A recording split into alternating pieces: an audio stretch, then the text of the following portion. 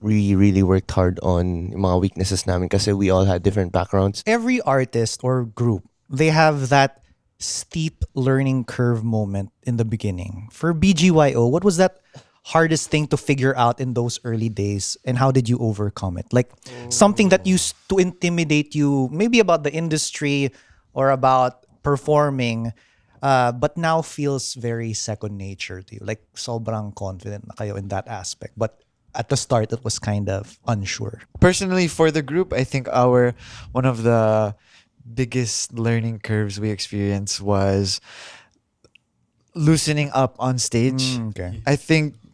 I don't know if other people can tell, but for us, when we see ourselves after the performance, we're like so stiff in the first few, like our first year, we're like a different person, Parang robot. and we're not like enjoying. We're like Okay. just trying to do good, but we're not really us. Parang it was all in your head. Yeah, Like, we're really nervous, especially before, like we're hitting each other's backs and trying to loosen up, but it's like still stiff. So I Yeah. think that was one of the things we had to get used to with experience. Even sa interviews, di ba, yeah. before, Oh yeah, we were so quiet nga din po eh. And yung, yeah. We were like Tapos hindi namin alam kung sino yung sasagot. Lalo na pag sa Yun. ibang bansa.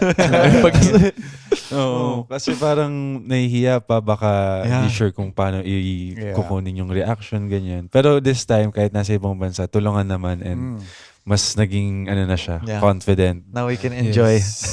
Yung groove. Siguro ba, yung dun na. nakatulong din po sa amin is yung pagiging totoo namin. Yung pinapakita namin kung Yeah. sino talaga kami. Yung pagiging makulit, lalo na sa mga interviews, lahat ng mga kulitan. So, nakatulong siya sa amin in a way para mas maging confident pag humaharap na sa camera or sa audience. Yeah. and also, I think yung weaknesses namin before, when it comes to performing naman po, we really worked hard on yung mga weaknesses namin kasi we all had different backgrounds. yeah. Yes. So, Nate and Jello were dancers. Dancer. Akira and JL were singers. Ako naman po rapper.